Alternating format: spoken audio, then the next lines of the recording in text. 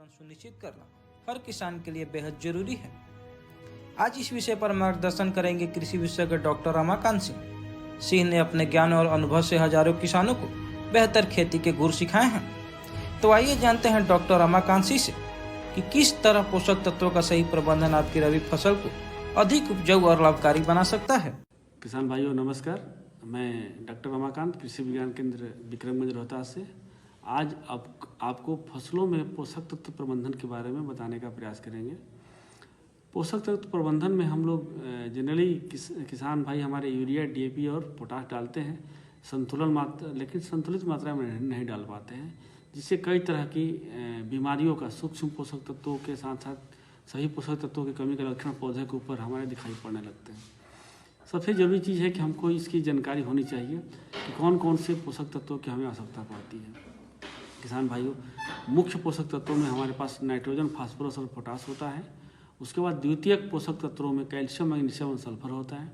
इसके बाद सूक्ष्म पोषक तत्व होती है जो कि लगभग हमारे पास किसानों के पास उपलब्धता भी है इसकी, और उसमें हम लोग लेते हैं जिंक को, sulphur, iron, manganese, copper, boron, molybdenum, और इसके अलावा निकिल का भी हम लोग प्रयोग करते हैं। और गेहूं पर अगर हम लोग देखा जाए तो सामान्य रूप से जो नाइट्रोजन की कमी का लक्षण होता है तो निचली पत्ती पीला होना शुरू हो जाती है, इसके साथ साथ पौधे सूखना शुरू हो जाते हैं। तो इसकी नियंत्रित करने के लिए हमको यूरिया का प्रयोग करना पड़ता है। लेकिन यूरिया का प्रयोग आप तभी करिए जब कहीं पर भी आप मिट्टी का परीक्षण करा लिए हों, आपके खेत में पोषक तत्वों की कमी हो, तो इसका ज़रूर ध्यान रखना चाहिए। वैसे सामान्य में अगर नहीं कराए हुए हैं तो 28 किलो प्रति एकड़ की दर से आपको यूरिया का प्रयोग करना है, जिससे पौधे में सुखाव की और नीचे वाला पत्ते को पीला होने की समस्या से बचाव हो जाता है। अगर हम आगे बढ़ते हैं तो देखते हैं कि फास्फोरस की कमी का लक्षण क्या है। कि फास्फोरस की कमी के लक्षण में पौधे हमारे बैंगनी कलर के हो जाते हैं, यानी कि बिल्कुल बैंगन कलर का धीरे धीरे उसमें कन्वर्जन शुरू हो जाता है। इस अवस्था में अगर फास्फोरस का उपयोग करेंगे तो निश्चित रूप से वो रोग से बचाव हो जाता है। खासकर इसका लक्षण मक्के में स्पष्ट दिखता है, जो कि पूरा खेत मक्का का पूरा खेत बैंगनी कलर का दिखना शुरू हो जाता है। इस अवस्था में हमको सिंगल सुपर फास्फेट या डाई अमोनियम फास्फेट या जो भी आपके पास सर्वसुलभ उपलब्ध है जिसमें फास्फोरस का स्रोत है उसका हम लोग उपयोग करें। इसको प्रयास करना चाहिए कि खेत में फसल लगाने से पहले ही मिट्टी में हमको बुआई कर लेना है और मिट्टी में डालें इसको। आप इसको सामान्य बोलचाल की भाषा में कहें कि तो एक कट्ठा में 2 किलो डीएपी अगर आप डालते हैं तो निश्चित रूप से इसका आपका परिणाम सार्थक मिलेगा। इससे अधिक मात्रा में नहीं डालना है, लेकिन अगर इससे अधिक मात्रा में डालने की जरूरत पड़ेगी तो मिट्टी परीक्षण के आधार पर आपको डालना है या कम मात्रा में, जो भी आपके पास उपलब्ध है। पोटास किसान भाइयों एक बहुत ही महत्वपूर्ण है। बिना पोटास के पौधों में बढ़वार नहीं हो पाते हैं, दाने सही तरीके से हिष्ट पुष्ट नहीं बन पाते हैं और पौधे भी झड़ के गिरने लगते हैं। इसकी दूर करने के लिए हमको फसल की बुआई से पहले ही पोटास, जो कि आपको 15 किलो प्रति बीघे की दर से आप डालें, यानी इससे अधिक हमको नहीं डालना चाहिए। और पोटास की मात्रा अगर पूरी तरह से खेत में पहुंच जाते हैं तो फसलों में रोग की समस्या बहुत कम हो जाती है। इतना अगर आप प्रबंधन कर लेते हैं तो सामान्य हमारा रोग नियंत्रित हो जाएगा।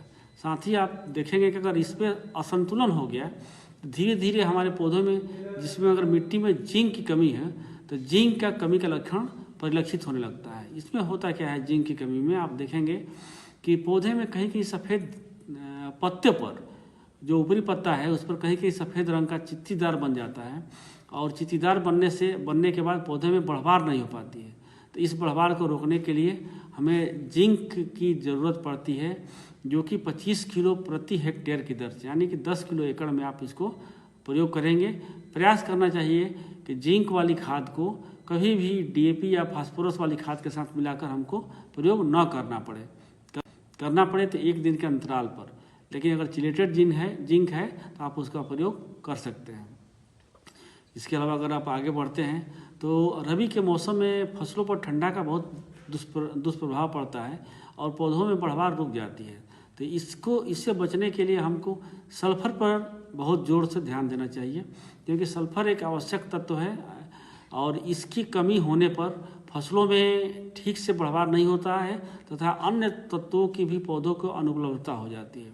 तो इस बात का अगर आप ध्यान रखते हैं तो निश्चित रूप से हमारे पास सल्फर का प्रयोग करेंगे तो बढ़वार अच्छा होता है। इसका कमी का लक्षण आप देखेंगे कि पौधा हमारा ठीक ठाक है, आधा पार्ट जो नया वाला भाग है, माने पौधे की लंबाई के आधा लंबाई के ऊपर वाला भाग कुछ हल्का कलर का हो जाएगा, जिसको पैरोट ग्रीन कलर बोलते हैं, और उसका नीचे वाला भाग पूरा हरा रहेगा।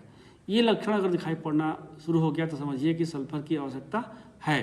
तो इसको हमको 10 किलो प्रति एकड़ की दर से प्रयोग करना चाहिए सल्फर की मात्रा को। ये अवस्था जब आती है तो इसके अलावा किसान भाइयों एक बहुत ही महत्वपूर्ण पोषक तत्व है जिसको बोलते हैं बोरान। अगर आपके मिट्टी परीक्षण में बोरान की कमी है तो इससे दाने बनने की समस्या भी आती है। बोरान करता क्या है कि जैसे अगर आप मिट्टी में बोरान की मात्रा उपलब्ध है तो पौधों में दाने बनते समय उसका पोलन ग्रेन की रुकने की क्षमता आगे समय तक बढ़ जाती है, और बढ़ने से फिर उसका मौसम का दुष्प्रभाव उस पोलन ग्रेन के ऊपर नहीं पड़ता है। इसलिए अगर बोरान आपके खेत में डालना चाहिए, 4 किलो प्रति एकड़ की दर से आपको बोरान का उपयोग करेंगे तो निश्चित रूप से हमारे फसल में दाने सही तरीके से बनेंगे और पर्याप्त उपज आप ले पाएंगे। धन्यवाद।